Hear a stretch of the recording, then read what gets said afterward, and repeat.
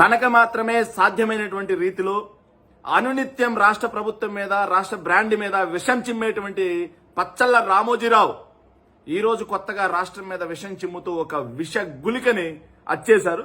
దాని సారాంశం ఏంటంటే, తరలిన 1.24 లక్షల కోట్ల పెట్టుబడులు Adani, Franklin Templeton, Lulu group, Amara Raja batteries తో పాటు పలు సంస్థలు 1,24,000 కోట్ల రూపాయల పెట్టుబడుల్ని, ప్రతిపాదనని ఉపహరించుకుంటున్నాయి రాష్ట్రం నుంచి అని చెప్పి ఒక సత్యదూరమైనటువంటి అబద్ధమైన వార్తని అచ్చేసి ప్రజల్ని మభ్యపెట్టాలని చూశారు. కాకపోతే వాస్తవాలు ఎలా ఉన్నాయంటే, జగన్మోహన్ రెడ్డి గారి ప్రభుత్వం అధికారం చేపట్టిన తర్వాత విస్తరణ చేపట్టిన కంపెనీలు ఏంటో తెలుసా? 820 కోట్ల రూపాయలతో అపాచీ, 1480 కోట్లతో దివీస్ వాళ్ళు 2 కొత్త ప్లాంట్లు, 680 కోట్లతో కియా, ఇంకొక 680 కోట్లతో ఎకోహోమా, సెంచరీ ప్లైవుడ్ మొదటి ప్లాంట్ 2021 డిసెంబర్లో వాళ్ళు స్టార్ట్ చేసి మొన్న ఇనాగ్రేట్ చేసిన తర్వాత మళ్ళీ ఇంకో 2 ప్లాంట్లు పెట్టడానికి కూడా వాళ్ళు ముందుకు వచ్చారు. ఇక 1,600 కోట్ల రూపాయలతో మ్యాండలిస్ చాక్లెట్స్, ఆంధ్ర పేపర్ లిమిటెడ్ వాళ్ళు ఒక 4,000 కోట్ల రూపాయలు, ఏటీసీ టైర్స్ వాళ్ళు ఇప్పటికే 2,000 కోట్ల రూపాయలు పెట్టుబడి పెట్టుగా ఇంకొక 679 కోట్ల రూపాయలతో వాళ్ళు విస్తరణ, ఎలక్ట్రో స్టీల్ కాస్టింగ్ లిమిటెడ్ వాళ్ళు ఇంకొక 933 కోట్ల రూపాయల పెట్టుబడి. ఇలా జగన్మోహన్ రెడ్డి గారి ప్రభుత్వం వచ్చిన తర్వాత అన్ని కంపెనీలు వందల వేల కోట్ల రూపాయలు పెట్టుబడుల్లో వాళ్ళు విస్తరించుకుంటూ ఉంటే వీళ్ళు రాసిన రాతలేంటి? లులు గ్రూప్ వెళ్ళిపోయిందా? లులు అనేది ఒక షాపింగ్ మాల్. చంద్రబాబు నాయుడు గారు అధికారంలోకి వచ్చిన తర్వాత విశాఖ బీచ్ కి ఎదురుగా దాదాపుగా 680 కోట్ల రూపాయల విలువైనటువంటి 13.8 ఎకరాల భూమిని కేవలం నామమాత్రపు లీజుకి ఒక అంతర్జాతీయ కన్వెన్షన్ సెంటర్ పేరుతో లులు గ్రూప్ కేటాయించింది. ఒక కన్వెన్షన్ సెంటర్ లో ఎన్ని ఉద్యోగాలు వస్తాయనేది ప్రజలకు ఐడియా లేదా? లక్షల ఉద్యోగాలు పోయాయని చెప్పి రాస్తారు ఈ ఎల్లో మీడియా వాళ్ళు. 2017లో లీజుకు తీసుకున్న లులు సంస్థ 2019 నవంబర్ వరకు ₹1 కూడా లీజ్ చెల్లించకపోగా అక్కడ ఒక్క తట్టడు మట్టి గాని ఒక్క చిన్న ఇటుకు గాని వేయలేదు. అన్ని విషయాలు పరిశీలించిన తర్వాత రాష్ట్ర ప్రభుత్వం ప్రజా ప్రయోజనాల దృష్ట్యా ఆ లులు గ్రూప్ కి ఇచ్చినటువంటి అగ్రిమెంట్ ని రద్దు చేసి 100 కోట్ల విలువైనటువంటి ప్రజా భూమిని కాపాడిన ఎవరైతే ఘనత జగన్మోహన్ రెడ్డి గారి ప్రభుత్వంది. ఇక లులు వెళ్ళిపోయిందని చెప్పి రాసే వీళ్ళకి విశాఖలో నిర్మితమవుతున్నటువంటి ఆసియాలోనే అతి పెద్ద షాపింగ్ మాల్ ఇన్నార్బిట్ మాల్ నిర్మాణం కనిపించట్లేదా? కళ్ళకి పచ్చతెరలు ఉన్నాయా? లేకపోతే కుంభకర్ణుడి నిద్రపోతా ఉన్నారా? ఇకపోతే 600 కోట్ల రూపాయలతో ఇన్నార్బిట్ మాల్ కడుతున్నారు. ఇక వీళ్ళు మాట్లాడుతున్నారు ఫ్రాంక్లిన్ టెంపుల్టన్ అనేది వెళ్లిపోయింది అని చెప్పేసి. దాని బినామీ వ్యవహారాలు ఎవరికి తెలియవు? సెబీ 5 కోట్ల రూపాయల జరిమానా విధించిన ఫ్రాంక్లిన్ టెంపుల్టన్ కి 400 కోట్ల రూపాయల విలువైనటువంటి 40 ఎకరాల భూమిని కేవలం 13 కోట్ల రూపాయలకి చంద్రబాబు ఎందుకు కట్టబెట్టాడు చెప్పాలా? నాటి ప్రభుత్వ ప్రధాన కార్యదర్శి నేతృత్వంలో పెట్టుబడుల ప్రోత్సాహ కమిటీ దీనిపై తీవ్ర అభ్యంతరాలు వ్యక్తం తెలిపినా సరే చంద్రబాబు లెక్క చేయలా. ఫ్రాంక్లిన్ తో భాగస్వామ్యం ఉన్న ఒక సంస్థ ఎవరో తెలుసా? అధినేత రాజ్ చౌదరి, లోకేష్ బాబు గారికి అత్యంత సన్నిహితంగా మెలిగినటువంటి రాజ్ చౌదరి. ఆ రాజ్ చౌదరికి ఆయనకు చెందిన సంస్థ మెయిన్ బ్రాంచ్ శాన్ ఫ్రాన్సిస్కోలో కేవలం 10 ఎకరాల్లో ఉంటే ఇక్కడ మాత్రం వీళ్ళకి 40 ఎకరాలు కావాలి. అది కూడా నామమాత్రపు ధరకి 400 కోట్ల రూపాయలు విలువైనటువంటి భూమిని 13 కోట్లకే ఇచ్చేస్తాం. ఎందుకంటే రాజ్ చౌదరి మనోడు, మన లోకేష్ బాబుకి మంచి ఫ్రెండ్ కాబట్టి దాని గురించి మాట్లాడతారు.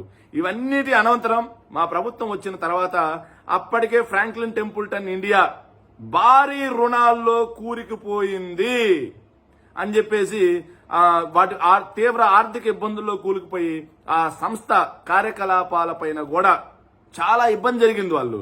ఇంకోటి చెప్పాలంటే 29,000 కోట్ల రూపాయల 6 డెట్ ఫండ్స్ ని సెబీ నిషేధించింది.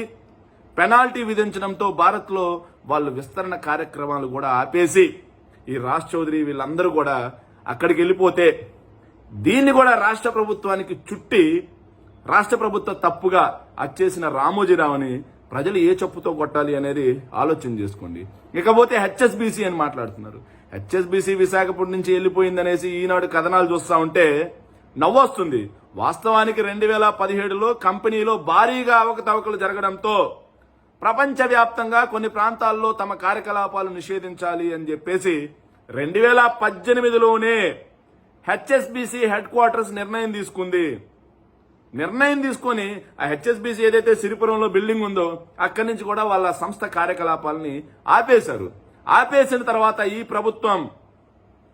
ప్రభుత్వం మొత్తం మీద ఈ ప్రభుత్వం చొరవ తీసుకొని ప్రపంచ స్థాయి బీపీఎం సంస్థ అయినటువంటి WNS గ్లోబల్ సర్వీసెస్ అనే కంపెనీని అక్కడికి తీసుకొచ్చి 3500 మందికి ఉపాధి కల్పించారు. రామోజీరావు నీకు కనిపించకపోతే రా, చేయి పట్టుకొని తీసుకుపోయి అక్కడ WS ఏదైతే ఉందో WNS కంపెనీ కార్యకలాపాలు ఎలా జరుగుతున్నాయో నేను చూపిస్తాను.